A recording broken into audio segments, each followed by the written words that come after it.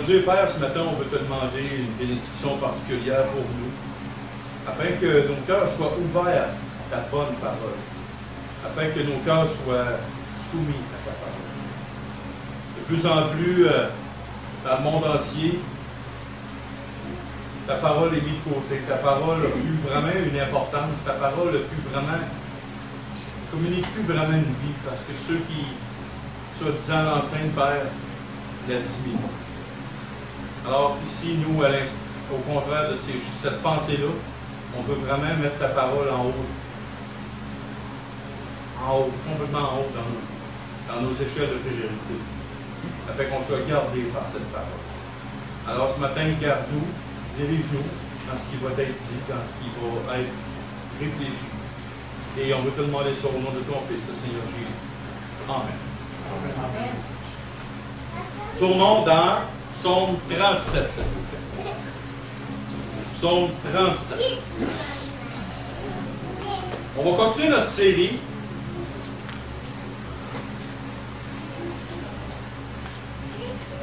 Psaume 37 à partir du verset 7. On va se rendre le plus loin possible dans notre série.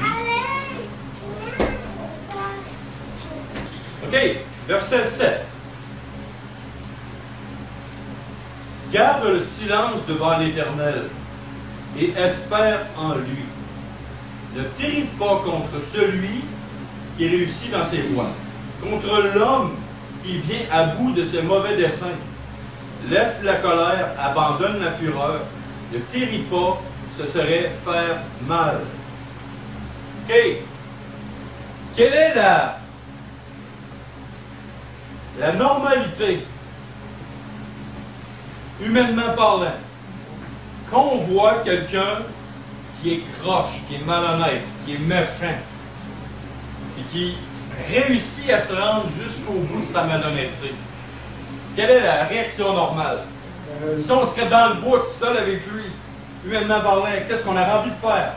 Puis, c'est encore pire, ça nous touche, quand ça nous touche personnellement, on voit une injustice chez une autre personne, qu'une autre personne fait une autre, on est choqué, on est frustré, on est fâché, mais mettons que c'est dans un autre pays, on ne peut pas rien faire. Mais quand ça nous touche personnellement, la première réaction qui arrive, humainement parlant? On commence à crier. On commence à sauter au plafond. Si le plafond est passé haut, on saute encore plus haut. On crie à l'injustice. Pourquoi tu me fais ça? Qu'est-ce qui se passe? Et c'est une réaction qui est normale. Une réaction qui est humaine. Il n'y a personne qui aime se faire voler. Il n'y a même personne qui aime se faire trahir. Il n'y a personne qui aime vraiment se faire dire des mauvais propos dans son dos. Et puis, c'est spécial parce que cette semaine, j'ai appris quelque chose sur mon cas à mon travail. Il y a un homme là-bas qui est assez influent. Et puis, cet homme-là est en train de monter une très mauvaise réputation à mon travail. Très mauvaise réputation. Ça donne bien pour l'esprit là-dessus. Et je vais prendre un exemple de ce que je vis présentement. Ça fait vraiment spécial. Le gars me montre une mauvaise réputation. Il sait que je suis chrétien. J'ai su par l'entreprise qu'il est allé voir mon profil Facebook. Fait que le meilleur moyen de savoir si pourquoi quelqu'un t'aime pas ou pas, va voir ton profil Facebook. S'il est bien chum avec toi, parce qu'il n'a pas été te voir, comme chrétien engagé. Puis si vraiment il va voir ton profil Facebook, puis il t'aime pas, il n'aime pas partout Dieu ni les chrétiens, tu vas le savoir aussi assez vite. Et puis c'est ça mon cas. Et puis j'ai rien fait, je ne l'ai pas agressé, j'ai été toujours convivial. Puis vraiment, de plus en plus, il devient méchant avec moi. Comment faire? Maintenant parlant, j'ai fait quoi? Je le pogne dans un coin noir. Paf! Ou il a intenté une poursuite au criminel en diffamation. Je pourrais faire ça. Maintenant parlant, je pourrais le faire. J'aurais le droit. La loi me permet de le faire. Et qu'est-ce que Dieu me dit ici? Il me demande la chose la plus difficile pour l'être humain. Garde le silence devant l'Éternel et espère en lui. C'est sûr qu'il y a des causes. Je vais te donner un exemple. Si quelqu'un tuerait ma fille, humainement parlant, c'est sûr, j'aurais envie d'y arracher la tête. Mais je ne pourrais pas dire juste, ah ben je ferai rien. Non, la loi m'exigerait qu'il faudrait que cette personne-là y aille devant un juge, comme un crime grave. OK? On est obligé de dénoncer. Mais des fois, des situations que tu n'es pas obligé d'aller en cours. Mais c'est une situation dans laquelle tu n'aimes vraiment pas. Comme quelqu'un qui te montre une mauvaise réputation. Quelqu'un qui a fait délibérément, mettons, quelque chose de méchant contre toi, sur ta personne. Et là, ici, il y a une place. Garde le silence devant l'Éternel et espère en lui. C'est facile à dire. Tellement difficile à faire de garder le silence. On va le voir dans la Lamentation de Jérémie. Le prophète Jérémie et Lamentation de Jérémie. Chapitre 3, verset 19 à 30. 11 versets. Jérémie, Lamentation de Jérémie.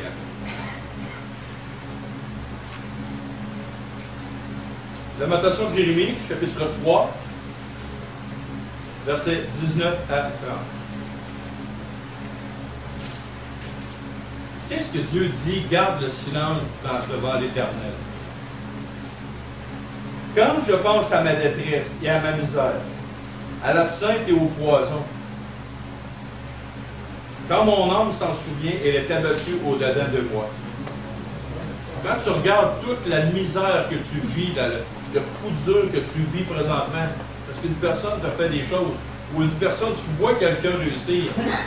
Pardon, Adolf Hitler, quand il réussissait dans ses entreprises, il tuait des millions de personnes. Tout le monde semblait pouvoir rien faire contre un fou furieux comme ça. Et là, au verset 21, « Voici ce que je veux repasser à mon cœur, ce qui me donnera de l'espérance. Les bontés de l'Éternel ne sont pas épuisées. Ses compassions ne sont pas à leur terme. Elles se renouvellent chaque matin. Oh, que ta fidélité est grande. » Et puis là, le mot fidélité est grande. C'est important. Pourquoi? Est-ce qu'on a la conviction que Dieu est notre Père? Oui. Mais un père, un bon père, n'abandonne jamais son enfant. Il est toujours là. Il va même mourir pour son enfant. Pensez-vous que notre Papa céleste va nous abandonner ou il va passer à un autre cas que le nôtre? Dieu est tout-puissant. La fidélité, oh que ta fidélité est grande. L'Éternel est mon partage, dit mon âme. C'est pourquoi je veux espérer en lui. L'Éternel a de la bonté pour qui espère en lui, pour l'homme qui le cherche. Il est bon d'attendre en silence le secours de l'Éternel. Il est bon pour l'homme de porter le joug dans sa jeunesse. Il se tiendra solitaire et silencieux parce que l'Éternel le lui impose. Oh! Dieu nous impose de garder le silence. Dieu nous impose cette situation-là. Il mettra sa bouche dans la poussière sans perdre toute espérance. Il présentera la joue à celui qui le frappe. Il se rassasiera de l'opprobre. Donc, si on revient au psaume 37, garde le silence devant l'Éternel et espère en lui. Parce que c'est Dieu qui te demande d'être dans cette position-là. Pour que tu puisses apprendre, pour que tu puisses suivre l'enseignement directement. C'est comme à l'école. Tu reçois la théorie, et la mise en pratique, c'est quand? C'est quand c'est l'examen. Et dans la vie, c'est la même chose. On a la théorie de la parole de Dieu, puis ton examen, c'est quand l'épreuve arrive. Vas-tu maintenant mettre en pratique, réellement, concrètement dans ta vie, ce que tu as appris en théorie? Parce que la Bible, c'est pas juste un livre de théorie. On vient s'asseoir le dimanche matin. C'est un livre de... On apprend à l'école de Dieu. Et quand l'examen arrive, l'examen de Dieu, la mise en situation dans laquelle tu es présentement, ou que tu vas vivre, en passant, ça s'en vient, il va y avoir quelque chose qui s'en vient pour toi. Les épreuves, ça s'en vient, je te dis tout de suite. Je ne sais pas quand ça va t'arriver, là. Je ne sais pas quand est-ce que le ministère de l'Éducation céleste va t'envoyer ton examen. Mais je te le dis que ça va t'arriver. Ou peut-être que mais présentement, tu es dans ton examen. Que là, tu vas vivre ou que tu vis l'examen de Dieu. Voici la théorie que tu as reçue. Maintenant, est-ce que tu te souviens de la théorie pour la mettre en pratique dans ton exemple? Chaque fois que tu reçois quelque chose, une situation que tu n'aimes pas, c'est à la mise à l'examen de ce que tu as appris. On est toujours à l'école de Dieu en passant. Sur la case, à quel âge que les épreuves arrêtent? Monsieur Lacasse, il a juste 20 ans. C'est le plus vieux, je pense, de toute la gang. Voyez-vous, il y a peut-être Gilbert aussi. Hein, Gilbert, quand est-ce que les épreuves arrêtent? Je ne sais pas. Ben, vous, ça arrête à ta mort. Ça, moi, je le sais. La dernière fois que tu as une épreuve de ta vie, c'est l'épreuve de ta vie, c'est l'épreuve quand tu vas mourir. C'est la dernière épreuve. C'est la plus rough, la plus dure. Je ne sais pas, je ne l'ai pas vécu encore. Mais selon les dits de ceux qui vont mourir, tu peux, là, il y a un combat qui se crée, qui se prépare dans le cœur de l'homme. OK? OK, maintenant, garde le silence devant l'Éternel, le psaume 37, verset 7. Ne t'irrite pas contre celui qui réussit dans ses voies, contre l'homme qui vient à bout de son mauvais dessein. Contre l'homme, contre celui. La personne qui te fait du mal. On va tourner dans Jacques chapitre 1, verset 19 à 21. Sachez-le, mes frères bien-aimés, ainsi que tout homme soit prompt à écouter.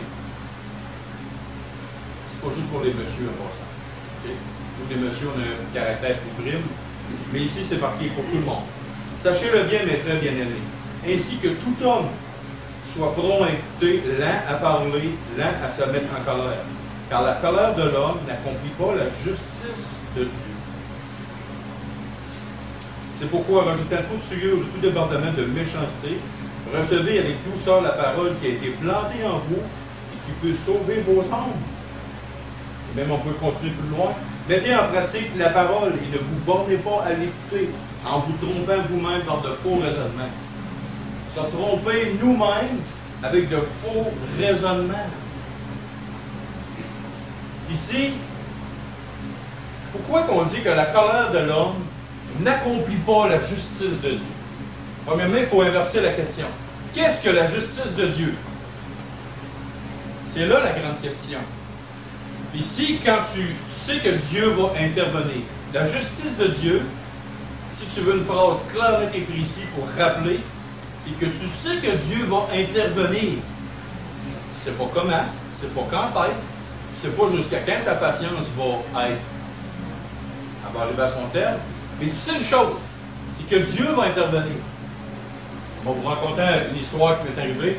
Il y avait un homme qui, parce que j'étais chrétien, m'a mis dehors. Il y avait 3 propriétaires dans cette entreprise-là. Il y en avait un qui n'aimait pas les chrétiens, et 2 autres qui aimaient les chrétiens. Et lui, vu que j'étais dans son département, il m'a mis dehors. Il m'a dit, il m'a pointé avec ses 2 doigts comme ça, il m'a foutu dehors. Dans son cas, Dieu est intervenu. 3 mois plus tard, les 2 autres actionnaires de la compagnie ont racheté les parts obligatoirement de cet homme. Il s'est fait mettre dehors lui-même de sa compagnie, sa propre compagnie. Et les 2 doigts avec lesquels il m'avait pointé, il s'est fait couper dans une scie. J'ai rien fait. Et cet homme-là m'a fait beaucoup de mal, parce que la journée qui m'a clairé, c'était 15 minutes avant qu'on s'en aille en vacances de construction. Moi et Suzy, ma famille. On avait tout prévu. Et à cause que j'étais chrétien, il y avait un autre chrétien qui ne travaillait pas dans son département, et il a dit, tu n'aurais jamais dû faire quelque chose de même à cet homme-là. On parle de moi. J'ai laissé la justice divine agir. Je ne savais pas comment Dieu allait agir, de quelle façon. Et l'homme lui-même, l'homme a appelé l'autre chrétien en pleurant un coup qui n'était plus dans la compagnie. Il a dit, tu avais raison, je n'aurais jamais dû faire une chose comme ça. Voyez-vous? Mais il s'est appuyé sur son fils qui était contre-maître, sous mon chef. Lui ici, son fils, il n'aimait pas les chrétiens. Qu'est-ce qui s'est produit avec son fils? Lui, il est resté dans la compagnie, selon les normes du travail, il ne faut pas résister. Mais Dieu a permis que les 2 autres actionnaires engagent un ancien militaire des forces armées canadiennes, un commando spécial qui n'était plus dans l'armée. Mais c'était un fou raid allié. Et devinez qui est l'homme qui était contremaître, a perdu sa place de contremaître, il est devenu simple journalier. Le plus bas dans l'échelle de l'entreprise, dans la structure d'acier. Et cet homme-là a pris en aversion, l'ancien commando d'armée, a pris en aversion cet ancien contremaître-là. Il a dit, toi, je vais te faire payer pour tout ce que tu as fait aux autres gars. Voyez-vous, tu sais, quand dans l'Ancien Testament, Dieu dit, je vais envoyer un peuple terrible pour te corriger au Israël. Voyez-vous? Fait que Dieu, aujourd'hui même, dans la vie d'un homme, peut intervenir d'une façon grandiose et spectaculaire. Puis pour ma part, moi, quand il m'a clairé, 20 minutes après, j'ai trouvé un travail. Je vais voir son compétiteur. Voyez-vous? Je ne savais pas, sur le coup, ça fait... Mais j'ai pas essayé de me défendre. Contre lui, c'était impossible. Et j'ai dit, OK, en sortant de là, j'ai dit, Seigneur Dieu. Et même quand j'ai trouvé un travail, j'ai appelé l'ancien propriétaire, qui était encore propriétaire une demi-heure après, une heure après. J'ai dit, je te pardonne. Et j'ai dit, tu sais pourquoi je te pardonne. À l'autre bout, il parlait pas. Voyez-vous, j'aurais pu frapper les deux gars, j'aurais pu me venger, j'aurais pu essayer de faire n'importe quoi. J'ai espéré en l'Éternel. Je vous compte un fait concret pour vous dire que oui, encore aujourd'hui, ça se peut. De se confier en l'Éternel Dieu et de dire, Dieu, tu vas intervenir. Dieu, tu vas intervenir. Et ces gens-là se sont rendus au bout de leur mauvais dessein envers moi. Et je peux vous dire une chose aujourd'hui, ça fait 24 ans que je suis chrétien. Jamais Dieu m'a laissé tomber. Et c'est toujours, sans exception, occupé des gens qui m'ont fait du mal. Toujours. Je vous dis que j'ai une expression aujourd'hui. Les claques sur la gueule que moi je pourrais donner ne font vraiment pas mal à comparer des claques sur la gueule que Dieu peut donner aux gens. Ça frappe fort. Quand Dieu décide de prendre un homme et de le corriger, je ne voudrais pas être à sa place. Je prie pour lui. Puis en plus de ça, j'ai dit, Seigneur Dieu, pas trop fort. Pas trop fort parce que c'est terrible. Avoir affaire à Dieu puis se faire squeezer par Dieu, dire viens ici, j'ai quelque chose à dire, ça fait très mal. Fait que si on a une pleine confiance dans la bonté et la puissance de Dieu, puis on ne s'irrite pas contre ceux qui nous font du mal, peu importe la gravité de l'action, on laisse ça dans les mains de Dieu, on laisse que Dieu va s'occuper de notre dossier dans ce moment-là, soyez sûr et certain que si vous agissez de même, ça va faire votre affaire. Et que ça va se régler avec une justice incroyable. Des fois, ça peut prendre du temps. Ça peut prendre du temps. Parce que Dieu est bon, Dieu est patient, Dieu est gracieux. Et des fois, moi, Susan, on a vécu des injustices. On se disait, comment ça que ça nous arrive? C'est pourquoi? Puis, on ne comprenait pas pourquoi. Puis je disais tout le temps, Dieu va s'occuper de ça. Puis plus tard, ben, on voit les gens qui nous ont fait du mal. On les regarde aller, puis mon ami, qu'on ne pourra pas être dans leur position. J'aime mieux être dans la mienne que dans la leur. Ça a pris du temps. Et ça a fait. Ils se sont fait serrer la vis par Dieu. Sans exception. Il n'y en a pas un qui a passé à côté. OK, versets 9 et 10. Le verset 9 et 10 appuie ce que je dis. Car les méchants seront retranchés. Non, mais même avant ça, on va le voir dans deux références. Romains chapitre 12, avant de continuer. Romains chapitre 12, verset 17 à 21. Ne rendez à personne le mal pour le mal. Recherchez ce qui est bien devant tous les hommes. S'il est possible, autant que cela dépend de vous, soyez en paix avec tous les hommes. Ne vous vengez point vous-même, bien-aimés, mais laissez agir la colère, car il est écrit, à moi la vengeance, à moi la rétribution, dit le Seigneur. Mais si ton ennemi a faim, donne-lui à manger. S'il a soif, donne-lui à boire. Car en agissant ainsi, tu amasseras des charbons ardents sur sa tête. Ne te laisse pas vaincre par le mal, mais surmonte le mal par le bien. C'est totalement à l'opposé de ce que nous, en tant qu'humainement parlant, on ferait. Tu me fais de quoi? Je vais t'organiser. Je vais me venger. Je vais te planter. Et tu vas payer cher ce que tu m'as fait. Ça, cette attitude-là, on a ça dans le monde. On vit ça dans le monde. Et ça l'engendre toujours. Je vais chercher ma gang. Toi, tu vas chercher ta gang. Et là, cette gang-là, elle amène un autre. Puis toi, tu amènes un autre gang. Puis ça finit par des guerres mondiales. Mais si on laisse Dieu agir dans notre situation, soyez sûr et certain que Dieu va agir. Et même s'il amènera sa gang contre Dieu, il ne pourra pas. Il n'arrivera pas au bout de ce mauvais dessein avec Dieu. Dieu va toujours avoir le contrôle. Et une autre chose, dans Proverbe, juste après le livre des Psaumes. Proverbe chapitre 19, versets 19 et 20.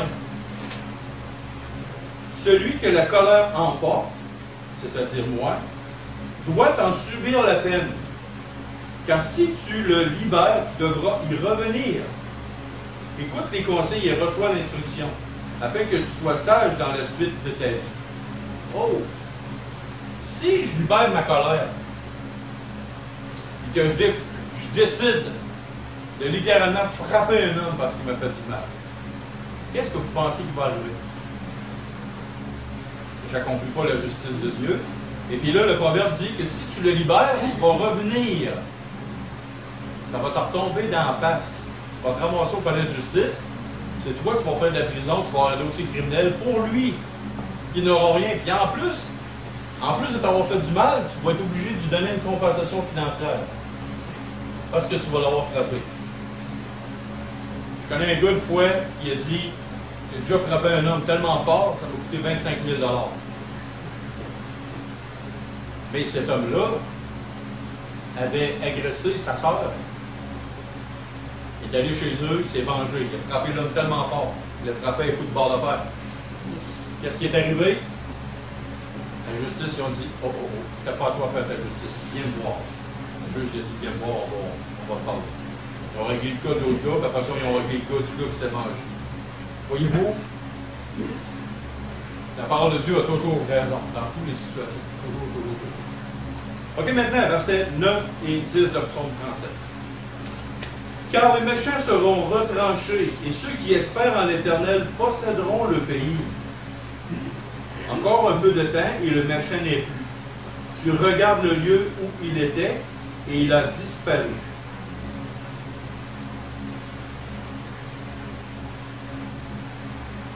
Tournons dans Isaïe 41, versets 9 à 13. Isaïe 41, versets 9 à 13.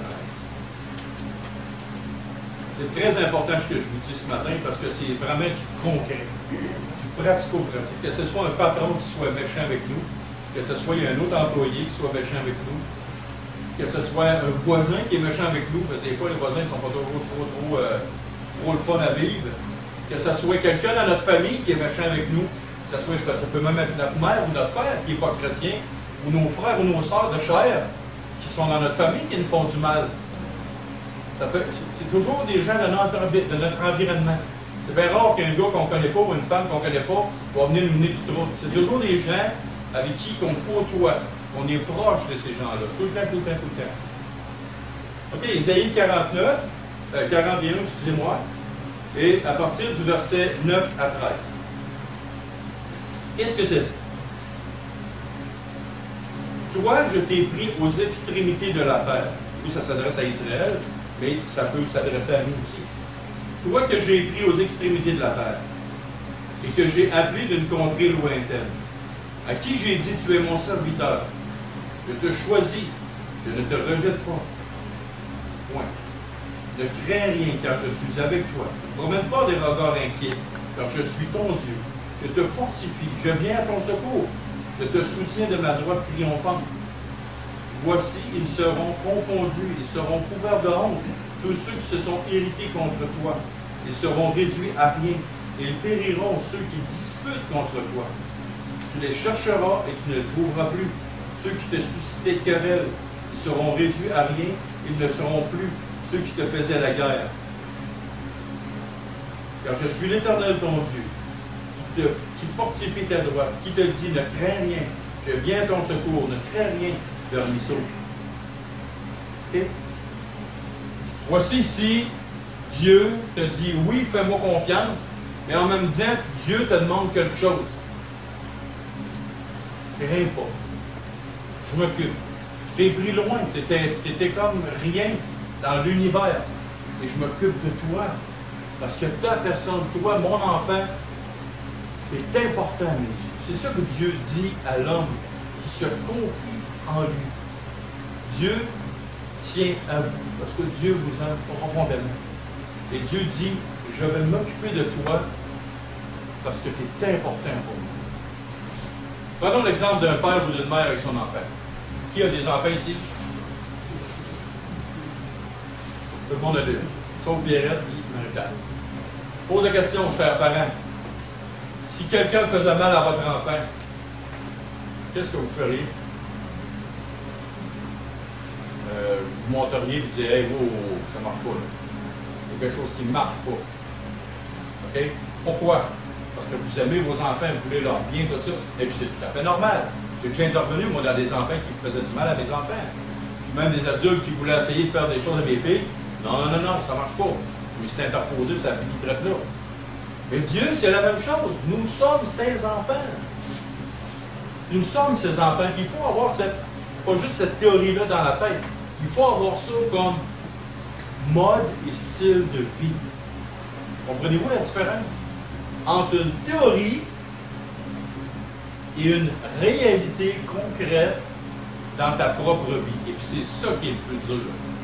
Passer de la pratique, de la théorie à la pratique quotidienne de tous les jours. Quand Dieu est une réalité dans ta vie, que c'est ton Père, que tu sais qu'il va s'occuper de toi, sache une chose, que la différence est énorme. Elle est énorme parce que ton cœur, qu'est-ce qui se passe dans ton cœur quand ça, c'est la réalité? Savez-vous? Est-ce que vous le savez quand que la théorie passe directement à la pratique dans le cœur de l'homme? Qu'est-ce que ça fait? Ça libère. Ça l'apaise le cœur. Exactement. Quand c'est juste une théorie, ton cœur est toujours ajusté. Tout le temps. Tu es toujours inquiet, tu es toujours agité, tu es toujours stressé, tu penses toujours que. Tu penses toujours tout. Il y a tellement d'idées qui te viennent en tête, tellement de scénarios.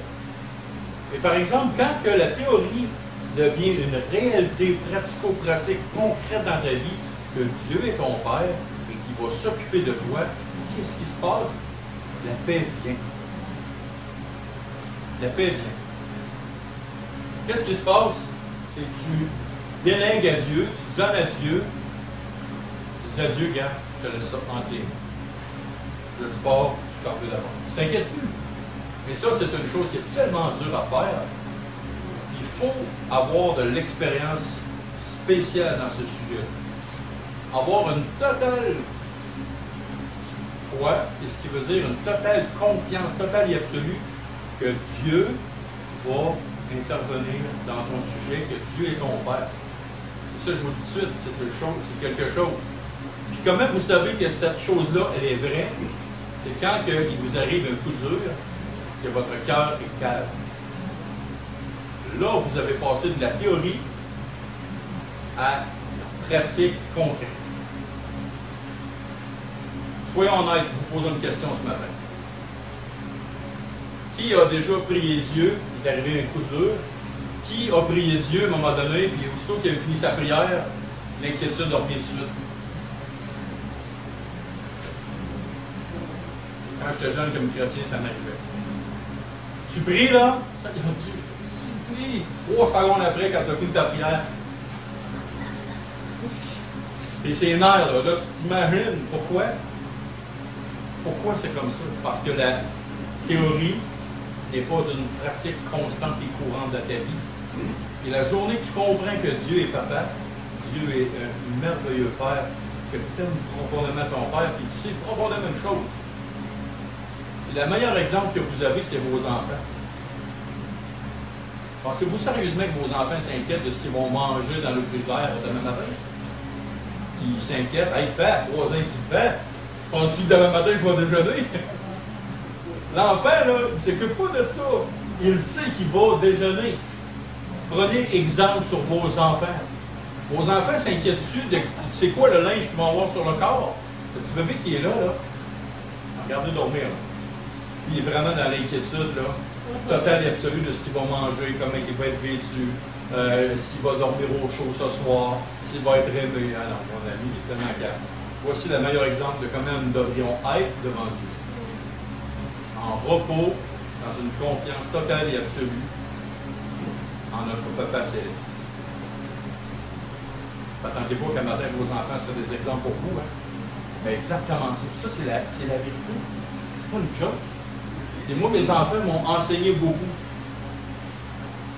L'année passée, on a vécu une période terriblement dur la dernière année, terriblement dur financièrement. Les filles, leur petite vie, ils savaient qu'on était dans une situation spéciale. Et mes filles, les autres, faisaient leur petite vie, continuaient, puis ça allait bien. Qu'est-ce qui se passait? Il y avait confiance en nous. Il y avait une confiance aveugle et absolue en nous. Voyez-vous? C'est pour ça que je vous dis que nos enfants sont un très bon exemple. Plus ils sont jeunes, plus c'est un bon exemple. OK. Les gens qui nous font mal, pour revenir au texte. Les gens qui nous font mal, il faut les regarder, là, ils réussissent, et à un moment donné, ils sont plus là. Ils le veulent faire. Ils sont plus là. Puis, plus que tu vis dans la vie, plus que tu as l'expérience, comme à un moment donné, oups, il y a des gens qui semblent intouchables. Imaginez-vous l'Irakien dans le temps de Saddam Hussein. Saddam Hussein était un dictateur. C'était un homme qui faisait des années. Kadhafi, en Libye, il faisait 40 ans, je pense qu'il était là, 40 ans qu'il était là. Il semblait indélogeable. Qu'est-ce qui s'est produit? Ils ont fini tous les deux.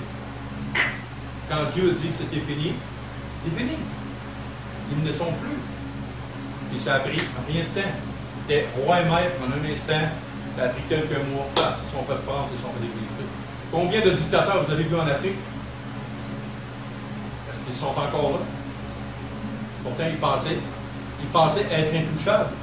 Tous les Africains les voient et disaient c'est impossible. Et les Africains qui ont prié, qu'est-ce qui s'est passé? Le machin qui était là, oui, fini, il n'est plus là. Voyez-vous? Pourtant, il semblait à vue humaine impossible à déloger. Mussolini, tous les grands hommes de même sur terre qui pensaient être des chefs qui ont tellement fait du mal, ils se sont fait débarquer. Si les plus grands hommes comme ça se sont fait débarquer par Dieu, imaginez-vous des petits hommes qui vous entourent, des personnes autour de vous qui vous entourent, peuvent être débarqués aussi, littéralement. OK. Le verset 11. Ici, à vue humaine, au verset 11, il y a une contradiction. Les misérables possèdent le pays. Oh, OK. C'est comme si je dirais un clochard va posséder le Canada. C'est quoi la... Pourquoi Dieu dit ça dans la parole? Ici, verset 11. Les misérables possèdent le pays et ils jouissent abondamment de la paix. Pourquoi c'est comme ça? Qu'est-ce qui se passe? Premièrement, la paix, qu'est-ce que c'est la paix? Où est-ce que c'est la paix? Est-ce qu'on parle d'une paix de guerre? Non. Paix du cœur. Et les misérables possèdent le pays. Il y a ici, présentement, dans le texte qu'il nous accorde, qui est là, c'était une promesse qui était pour Israël. Une promesse de posséder des terres, des ci, des ça, comme ça. Mais pourquoi c'est marqué que le misérable possède le pays? Parce que si tu es misérable, tu es pauvre, tu n'as rien, comment tu peux posséder un pays? Comment tu peux posséder des terres? Comment tu peux posséder ci? Je parle avec un de mes amis africains en Afrique. Il gagne 25 $ US par semaine. C'est en République démocratique du Congo. Puis là-bas, le monde, juste un petit terrain de 600-700 $, une concession de 600-700 $, pour eux autres, c'est inatteignable. Pour les Africains, vous savez un peu ce que je dis, là. Les Français, les Québécois, ils ne savent pas, il faut vraiment apprendre. Là. Mais les gens, une concession là-bas, quand tu gagnes 25 $ par semaine, US, tu dis, bon, ben 600 $ pour un terrain, pour espérer avoir un jardin, une maison, puis un peu mieux vivre, vendre le bois là-dessus. Pour eux autres, c'est comme inatteignable. Mais imaginez-vous 30 secondes qu'un homme arriverait et dirait, je paye pour toi la concession, je t'ajoute une maison, je te donne les semences, je te donne tout ce qu'il faut pour que tu vives bien. L'Africain ferait, wow. Et ici, dans le cas qui nous intéresse ici, les misérables possèdent le pays et ils jouissent abondamment de la terre. Nous savons que nous, comme chrétiens, nous n'avons pas à espérer une chose qui est terrestre. Est-ce qu'on devrait mettre notre confiance, notre foi dans... puis espérer avoir la paix dans des choses matérielles? Non. Si tu espères avoir la paix dans les choses matérielles, alors pourquoi les riches, les plus grands riches, il y en a beaucoup qui se suicident? Pourquoi? Et comment tu fais en tant que misérable pour jouir abondamment de la paix? On sait très bien que pas d'argent cause du stress. Le stress cause quoi? Une paix profonde? Non. C'est comme tout est relié ensemble. Et qu'est-ce qui fait que nous, comme chrétiens, on peut jouir abondamment d'une paix profonde, malgré notre situation financière, malgré notre situation de couple, malgré notre situation avec les enfants? Parce qu'en grandissant, les enfants, quand ça pousse, là, souvent, tu as des étouffés. Souvent, des fois, ça fait. Des fois, je mets une télécommande, je mettrais mes enfants à pause. Les deux à pause, ou si tu en as 3-4, hein, Brice, Fuzzy, quand ça bouge beaucoup, t'as une télécommande, tic, tic, tic, les trois sont à pause. Une journée tranquille, paisible. Les madames, vous avez le temps de faire votre ménage dans la maison. Ça ne bouge plus. Et aussitôt que tu remets à appeler, 15 minutes après, c'est l'envers dans la maison. Mais qu'est-ce qui fait que dans toute cette chose-là, on peut jouir abondamment d'une paix profonde? Tout ce qu'on fait, tout ce qu'on réalise, se brise toujours. Robert, tu viens de construire un beau patio. Je t'annonce que si tu vis assez longtemps, tu vas toujours m'en refaire un autre. Heureusement, c'est ça. Tu construis une belle maison et à droite, qu'est-ce qui se passe? La maison vient tout proche. Les planchers viennent tout de travers. Tout ce qu'on fait. J'ai fait un gazebo pour le 4-5 ans, là, il rentre tout proche pour leur préciser. Une voie fin. Qu'est-ce qui fait que tout ce qu'on vit, et qu'est-ce qui fait qu'on joue abondamment d'une paix de cœur? C'est pas avec les choses de la terre, c'est pas avec les situations de la terre. Mais qu'est-ce qui fait qu'au travers de ça, là, il parle du misérable qui jouit abondamment de la paix. Parce que quand tu regardes l'humain en tant que tel, on est misérable sur la terre. Premièrement, il y a le péché qui nous accorde toujours, à moins que tu te fasses une joie d'être dans le péché. Hein? Mais si tu es vraiment consacré à Dieu, première des choses, tu as le péché qui t'accorde, qui t'accorde, qui t'accorde, qui t'accorde. Puis, tu en as toujours un péché en particulier qui, vraiment, c'est le champion des péchés qui est toujours en train de te prendre. Après ça, tu as toujours quelqu'un pour assombrir un petit bonheur que tu as temporaire. Il y a toujours quelqu'un qui vient chialer. Qu'est-ce qui fait que notre vie sur terre est misérable? C'est à cause du péché, à cause des situations qui nous entourent. Mais qu'est-ce qui fait que on peut avoir sur terre une paix profonde?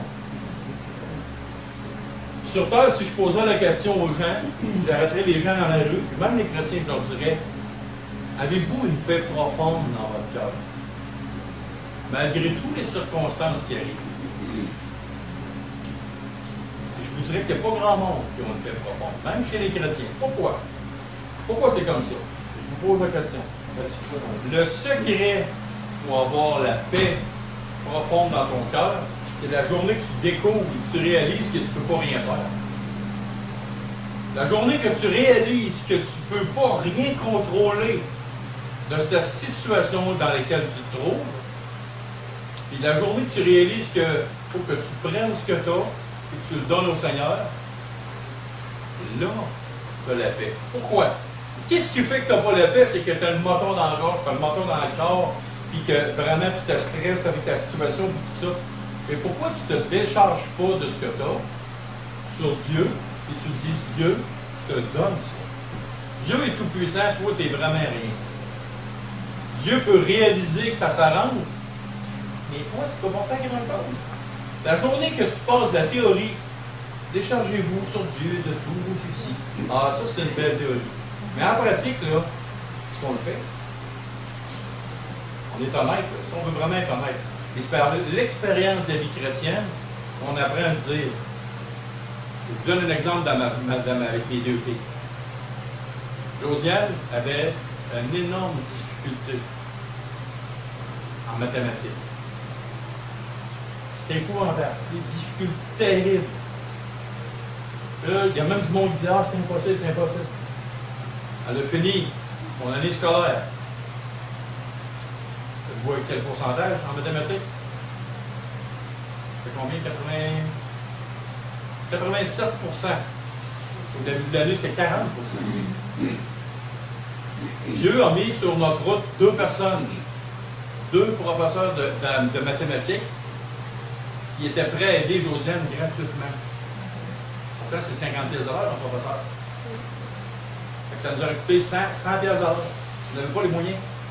Et Josiane, Dieu a mis sur notre route 2 chrétiennes, 2 femmes qui ont pris à cœur la situation de Josiane et qui ont dit, on veut vraiment de tout notre cœur l'aider. Hein? Vous n'avez jamais pensé à ça? Ben non, parce que Dieu, il y a toujours une solution que toi, tu n'as pas. Fait que voyez-vous, c'est que on place une confiance totale absolue en Dieu. On prend notre fardeau, on dit Dieu, regarde, Père, Papa, je prends ça, là, je te le mets dans les mains. Je te fais confiance, je te laisse aller avec ça. Et là, tu vois que les miracles arrivent. Un miracle, c'est une chose inattendue que jamais tu pensais que ça va arriver. Et puis là, ça arrive. Et quand tu t'attends Dieu, en plus de ça, il t'en donne plus que ce que le client demande. Tu pensais que tu voulais juste avoir ça, mais Dieu te donne encore plus que ce que tu avais espéré. Fait que voyez-vous, ici, tu jouis abondamment d'une paix malgré tout ce qui se produit quand tu décides volontairement de dire Dieu, je ne contrôle rien et je décide de te laisser tout entre les mains. C'est à ce moment-là que tu vas vivre une paix. C'est marqué ici.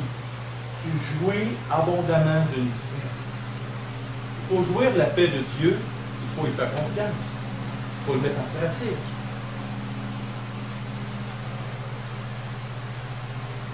Et on a le temps pour le dernier point. Versets 12 à 15. Le méchant forme des projets contre le juste, et il grince des dents contre lui. Prenez Achab et Jézabel. Quelle était leur histoire? Je vais donner la référence pour ceux qui lisent des notes. Ça se trouve être dans 1 Roi, chapitre 21, versets 1 à 25. On ne lira pas. Mais qu'est-ce que c'était l'histoire de Achaz, ou Akad, peu importe le nom, là, et de Jézabel? Et il y avait un petit monsieur qui avait une vigne, une petite vigne toute petite. Et lui, il était roi. Il allait voir le gars, il dit écoute, gars, comment ça que tu me donnes, comment ça je vais t'acheter ta vigne. Le gars, il dit non, écoute, c'est mon héritage, c'est l'héritage de mes ancêtres. Et le gars, en étant migrant, tu sais très bien qu'une vigne le tronc est gros comme ça prend des siècles, pas des siècles, mais des décennies avant d'arriver là. Une vigne, ça prend du temps. Puis il avait à cœur vraiment de garder son héritage. Puis c'est précieux pour lui. Il n'y avait pas grand-chose, mais ce qu'il y avait, il tenait. Là, le roi est arrivé en boudin, il a parlé avec sa femme, il dit écoute, puis là, la femme a dit écoute, t'es roi, mais t'as organisé ça, tu vas venir voir la roi. Elle l'a fait tuer, cette femme. Elle l'a fait littéralement tuer. Elle a dit maintenant, ben, prends possession de l'Église, c'est à toi. Voyez-vous, c'est 2 personnes méchantes. Un homme sensé, il a dit à sa femme, c'est quoi ça fait? Non! Lui, il a fait, wouhou! On va l'avoir ma vie. Elle avait tué un innocent, elle avait fait tuer un innocent pour que lui était bien content de ça. Fait que c'était 2 personnes qui étaient très, très, très méchants. Remarquez, le méchant forme des projets iniques contre le juste. Et il grince des dents contre lui. Pourquoi une personne, un matin, se lève, puis au Québec, on a une expression, prendre quelqu'un en grippe? Ça veut dire quoi? Pour ceux qui viennent d'ailleurs du Québec, prendre quelqu'un en grippe, ça veut dire vraiment accabler une personne sous aucun motif raisonnable et toujours t'acharner sur lui. Toujours t'acharner sur lui pour lui faire du mal. Il y en a qui font ça. En connaissez-vous dans votre pays? Des gens qui s'acharnent sur d'autres personnes, mais dites-moi pas votre belle-mère. Et ça compte pas. Messieurs, dites pas que votre belle-mère s'acharne sur vous. Elle filme votre belle-mère. Un beau-père, je ne sais pas pourquoi, ça ne s'acharne jamais sur son gendre. Une belle-mère, par exemple, ça s'acharne. Plus la mienne est super fine. Faut que je me protège aussi parce que je vais arriver à la maison, dans le je vais être seul avec la femme. Wow! Et puis, voyez-vous, il y a toujours, on dirait qu'il y a quelqu'un qui s'acharne sur toi. Tout le temps, tout le temps, tout le temps. Puis tu dis, pourquoi, dans ta tête, tu dis, j'ai rien fait à cette personne-là. Pourtant, je comprends pas pourquoi. Et là, on apprend quelque chose. Le Seigneur, verset 13, le Seigneur se rit du méchant, car il voit que son jour arrive. Là, à un moment, je me suis posé la question, comment ça, c'est quoi cette phrase-là? Parce que, pourquoi cette phrase-là? Parce que nous, dans notre perspective, quand on vit dans une situation qu'on n'aime pas, on dirait qu'on ne voit jamais la lumière arriver au bout du tunnel. On se demande quand est-ce que ça va finir. On dirait qu'on ne voit pas le bout, que notre situation s'arrête. Mais il y a quelque chose de particulier. C'est marqué ici, car il voit que son jour arrive. Donc, qu'est-ce que ça veut dire pour nous? Que ça nous met une confiance. C'est qu'un jour, Dieu se rit de cette personne-là. C'est une façon de dire les choses. Et aussi, qu'un jour, ça va arrêter. Nous, on ne voit pas que ça va arrêter quand le méchant s'acharne sur nous. Comme moi, des fois, mon travail, le gars, il s'acharne sur moi. Puis savez-vous ça qu'à tous les breaks de chaque jour, il parle en mal contre moi, sans exception. Parce qu'il y a des gens de son entourage dehors qui me rapportent ses mauvais propos tous les jours. Hey James, quel gars, lui, il a dit telle affaire sur toi. Lui, il a dit telle affaire sur toi. Il a dit telle affaire sur toi. C'est des choses graves, là. Et pourtant, ce gars-là, je n'ai pas de contact avec. Il fait juste checker mes affaires, c'est un vérificateur. Et puis, je comprends pas pourquoi, j'ai rien fait de mal. Je suis à mon poste de travail, je fais mes affaires, je punch, j'ai dit bonjour, comment ça va. Puis le pire, c'est quoi? C'est que quand j'ai dit bonjour, comment ça va? Ah, bonjour, Jean, ça va bien, oui. Aussitôt que le dos viré, dans le cours, 2h30 plus tard, hey, James, il est ici, il est ça, il est comme ci, il est comme ça. À tous les jours, sans exception, il parle dans mon dos. Puis moi, je le sais, je le regarde avec un beau sourire. Mais dans ma tête, je me dis, attention, rendu au bout de la ligne, ça va faire mal, mon champion. J'espère pas qu'il va goûter à la sévérité divine. J'espère qu'il ne se rendra pas là. D'après moi, la lancée qui est partie, là, il va arriver au bout. Et en plus de ça, vendredi passé, j'aurais pu avoir mon occasion pour lui scier les deux jambes comme il faut. Notre patron a décidé de nous donner 1 heure gratuite, mais à une condition qu'on soit tous ensemble dans la cour et qu'on mange du restaurant qu'il nous payait. Mais là, tout le monde était là. Il m'est venu une idée de génie dans ma tête. Dire, devant tout le monde, ouais, écoute, pourquoi tu ne parles pas de moi comme tu fais d'habitude avec tes 3, 4, 5 chums? Là, tu pourrais parler publiquement. Là, je suis là présentement, tu pourrais me parler vis-à-vis. Le directeur d'usine était là. Je dis maintenant, tu pourrais, au lieu de me parler tout le temps dans le dos avec tes breaks, tu pourrais me parler présentement là devant tout le monde. T'imagines-tu? Imaginez-vous comment cet homme-là serait gêné, comment cet homme-là est devant le directeur d'usine. Imaginez-vous, j'aurais pu être chien, vraiment être méchant. Là. Ça aurait été une douce vengeance. Oh, mon ami. Mon cœur y a pensé. Mon âme y a pensé. Et cet esprit en dedans de moi, il a dit, pardonne. Pardonne. Voyez-vous, j'ai eu un combat dans mon cœur, dans mon âme. Mais mon combat présentement, c'est de l'aimer autant que ce gars-là peut m'haïr. Ça, c'est mon combat présentement. Et je vous dis, je prie pour lui, j'espère qu'il va changer. Je sais ce qui s'en vient dans pas longtemps. Parce que c'est marqué ici, le Seigneur se rit du méchant, car il voit que son jour arrive. Je sais que ça s'en vient, que sa fin va arriver. Mais ça peut faire très mal. J'espère qu'il ne se rendra pas là. C'est sûr que si je m'en vais voir et dire, écoute, si tu continues à me faire mal, l'Éternel Dieu va te punir. Qu'est-ce qu'il va dire? Il va partir à rire, il va être plié en deux, puis il va dire, t'es donc bien cave, t'es donc bien imbécile. Moi, je le sais que c'est ça. Mais j'espère que Dieu va me donner la chance, quand que lui va se faire serrer la vis, j'espère avoir la chance d'aller parler de la grâce de Dieu et d'y expliquer pourquoi ça y est arrivé. J'espère qu'il va avoir le cœur assez ouvert après la conséquence qu'il va avoir. Verset 14 et 15. Les méchants tirent le glaive et ils bandent leur arc pour faire tomber le malheureux et l'indigent, pour égorger ceux dont la voie est droite. Leur glaive, puis là c'est important, regardez bien. Ça va avec le titre du message. Leurs glaives entrent dans leur propre cœur et leurs arcs se brisent. Wow! Leur glaive, c'est qu'est-ce qu'un glaive? Une épée. C'est marqué quoi? Elle rentre dans le fourreau, elle s'en va sur le poêle, elle s'en va des poteaux. Non. Qu'est-ce que c'est marqué? Leur glaive entre dans leur propre cœur. Donc, il y a une loi qui dit qu'on récolte toujours ce qu'on sème. Si tu sèmes de la méchanceté, tu sèmes des choses qui ne sont pas bien, qu'est-ce qui va arriver? Le glaive avec lequel tu t'es servi va rentrer dans quoi? Dans ton propre cœur. Tu vas payer par où tu as péché. Ça, c'est toujours. Et c'est pour ça que Dieu, quand Dieu dit, rendez pas le mal pour le mal, mais parce qu'en agissant ainsi, tu amasses des chardons ardents sur la tête de celui qui te fait mal. Pourquoi? Qu'est-ce qu'un chardon ardent? Une boule de braise. OK?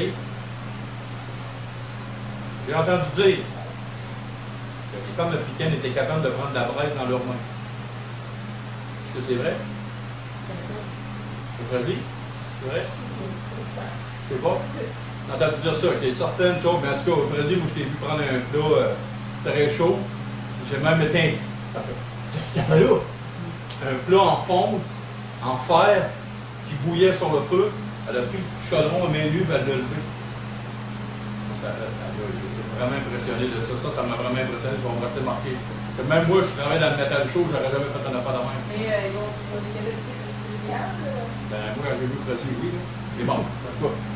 Fait que là, j'ai vu ça, mais des chardons ardents, c'est quelque chose de tellement chaud.